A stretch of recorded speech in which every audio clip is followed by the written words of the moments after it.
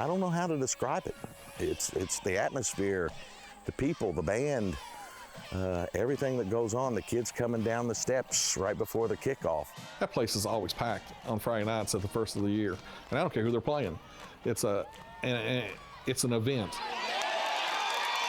You will see generations of Tomcats, former Tomcat players or band members, majorettes, whatever, that have a connection. It is their connection to Ashland, and Putnam Stadium is that place that's all that everybody is drawn to, and everybody wants to be a part of, and everybody wants to go to. Ashland is a community that you can go over there and probably on a Friday night, 50–60% of the people there have no immediate child affiliation. They're just Tomcat fans that have grown up, and that is the place for them to be on Friday night. It's just been the place for kids to go and see and grow up in from the time they're toddlers till they graduate from high school.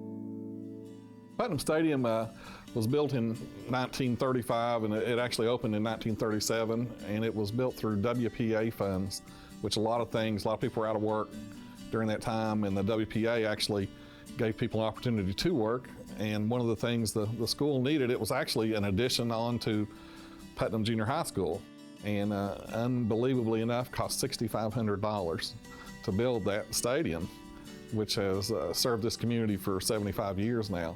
My father had a den on the back of our house where you had a private entrance. People could come there and talk to him about the stadium, the board members and the coach and the people going to be supervising the contracting. And luckily, on that crew that worked on the stadium, they got some real workers, because all that was wheelbarrows and shovels and whatever else they needed to get that concrete in there and get it poured and shaped up. Now, we'd go out there once in a while. We were so excited over the stadium being built and see how they were doing. It was slow progress, but it took them about 2 years to build it, and they had it built finally. Just time to grow a little bit of grass on the field. I was overwhelmed. That place was packed, had our cheerleaders and the band there, and when we ran on the field, I just floated. I don't know how I got out there.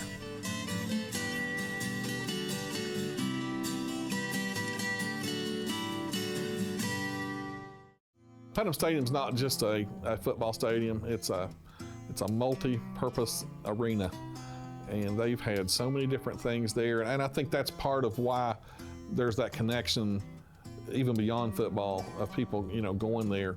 It's just a place where everybody knows where it's at, so you say, meet at Putnam Stadium, everybody's going to know where to go. I can remember that stadium, those stadium lights burning every night. Putnam Stadium is not just for football. Mostly it is, because we have Little League football and junior high and high school and junior varsity and all that. But we've had many events there. We've had concerts. The Judds played there several years ago. They came and did a benefit for the Paramount Arts Center, and they played at Putnam Stadium, and it was jam-packed for that. They had a Shrine Bowl that they played for, I think, about 10 years, and it was started in the late, 59, I think, is the first one, and it went through 68 or 69. And they actually brought big-time college football to Putnam Stadium. Marshall played there, Eastern Kentucky played there, Moorhead played there. And I can really remember, just in my mind, the Quantico Marines coming and playing a game. And I think they actually played the last college football game there. The League Baseball reunion was here at its beginnings, actually, in the late 70s and early 80s. And they had a big autograph session at Putnam Stadium. Of course, they've had graduations there. They have had revivals there. They have had some concerts there. And back in the 70s in particular, 60s and 70s, they had one of the biggest band festivals in the state. And it was probably one of the first ones. And it was the Eastern Kentucky Marching Band Festival. And there would be literally 20, 30, 35, 40 bands coming in and competing all day long on that stadium. The biggest thing, I think, was when I was a kid on 4th of July. They had firework display there. And it was bigger than anything that they do on the Ohio River now. It was phenomenal. And they did it for several years, but it got so big that a few houses got in the way and a few houses caught on fire, so they had to stop that.